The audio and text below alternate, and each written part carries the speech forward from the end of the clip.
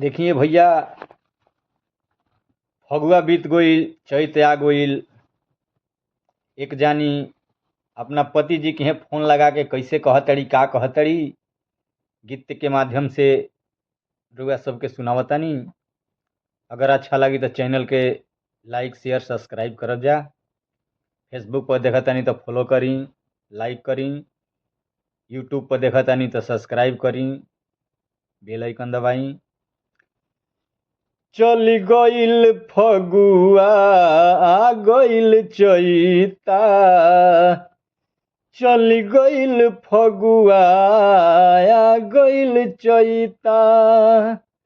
आरे पुरुआई देहिया दुखावता, ए राजा रतिया के नींद नहीं आवता।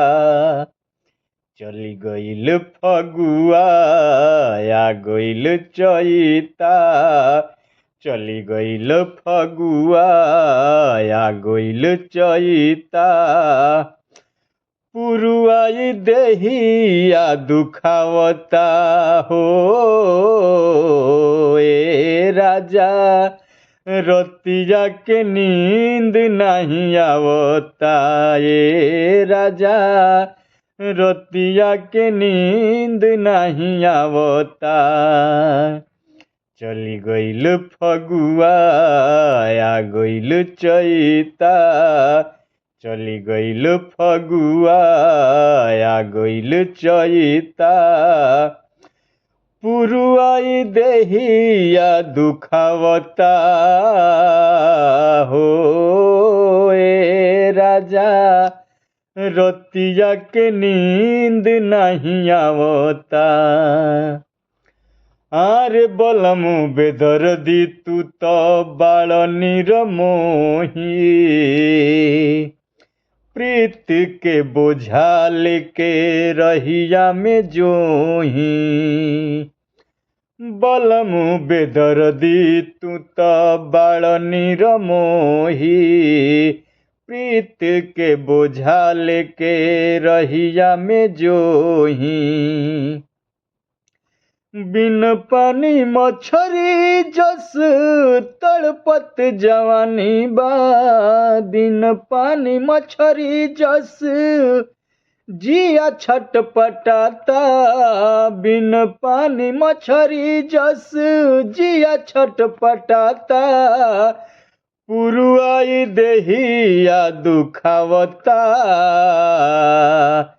ए राजा हो रतिया के नींद नहीं आवता। चली गईल चैता आ गईल, अरे चली गईल फगुआ आ गईल चैता। पुरुआई देहिया दुखावता, ए राजा रतिया के नींद नहीं आवता। ए राजा रतिया के नींद नहीं आवता।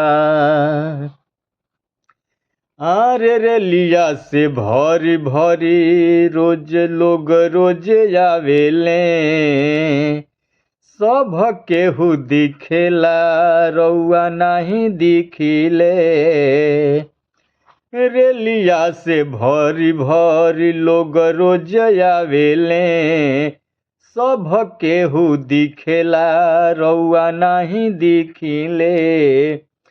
अखिया में असुआ बह बह सुखता हो, अखिया में असुआ बही बही सुखता। अखिया में असुआ बही बही सुखता। पुरुआई देहिया दुखावता, ए राजा हो रतिया के नींद नहीं आवता।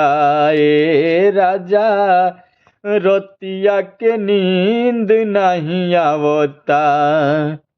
चली गईल फगुआ आ गईल चैता, चली गईल फगुआ आ गईल चैता पुरुआई देहिया दुखावता ए राजा रतिया के नींद नहीं आवता ए राजा रतिया के नींद नहीं आवता।